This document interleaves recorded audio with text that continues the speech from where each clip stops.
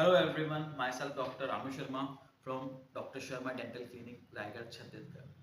आज का टॉपिक है ब्लड इन्वेस्टिगेशन बिफोर एक्सट्रैक्शन, मतलब दांत निकलवाने से पहले खून जांच आवश्यक है या नहीं। जैसे कि मेरे पास बहुत सारे पेशेंट्स आते हैं दांत निकलवाने के लिए, तो मेरा सबसे पहला क्वेश्चन उनसे यही रहता है कि क्या आपने हाल ही में अपना खून जांच करवाया है।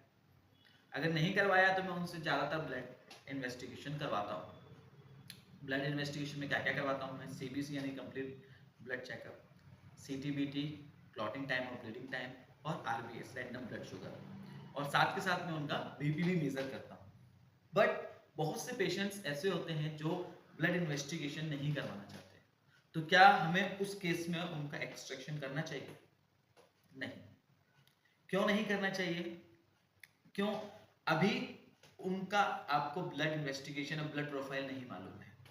उस केस में अगर आप एक्सट्रैक्शन कर रहे हैं, क्या हो सकता है पेशेंट का हीमोग्लोबिन कम हो, उसकी प्लेटलेट्स कम हो, या उसका ब्लड शुगर बढ़ा हुआ हो, या उसका सीटीबीटी में कोई दिक्कत हो। तो उस केस में क्या होगा? उस केस में बहुत सी बीमारियां उसको हो सकती हैं। जैसे अगर उसका डायबिटीज ज़्यादा बढ़ा हुआ हो तो आपके एक्सट्रैक्शन के बाद वुंड हीलिंग बहुत ज़्यादा स्लो हो जाएगी, इन्फेक्शन होने के चांसेस हैं।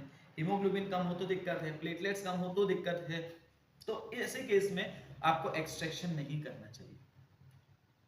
भले ही अगर पेशेंट ब्लड इन्वेस्टिगेशन नहीं करवाना चाहता है तो आप उसका एक्सट्रैक्शन मत करिए, क्योंकि पेशेंट्स की ज़्यादातर कंप्लेन ये रहती है कि सर हमने वहाँ करवाया था, वहाँ तो ब्लड टेस्ट नहीं हुआ था, उन डॉक्टर ने तो ब्लड टेस्ट नहीं करवाया था और हमारा दांत निकलवा दिया था। लेकिन हमें ऐसे बहुत सारे केस एनकाउंटर हुए हैं जहाँ पे पेशेंट्स गांव में या कहीं पे भी अपना एक्सट्रैक्शन करवा के आया है और उसकी ब्लीडिंग नहीं रुकी है या उसका पेन नहीं गया है। जब हमने उसका चेकअप किया और उसका ब्लड इन्वेस्टिगेशन कराया, तब हमें बहुत सी चीजें मालूम पड़ी। जैसे पेशेंट्स की, कभी कभी पेशेंट्स का डायबिटीज बहुत ज्यादा हाई है, 450-500 तक हो रखी है डायबिटीज, और पेशेंट का दांत निकला हुआ है। ठीक है, कभी कभार ऐसा हुआ है बहुत ज्यादा प्लेटलेट्स डाउन है तो उसका क्लॉटिंग वगैरह नहीं हो पा रही है। तो अपनी जान के साथ रिस्क लेने का कोई मतलब नहीं है। ब्लड इन्वेस्टिगेशन ज्यादा से ज्यादा 200 250 इतना ही अप्रोक्स होता है। उसकी वजह से आप लोग अपनी जान के साथ खिलवाड़ ना करें।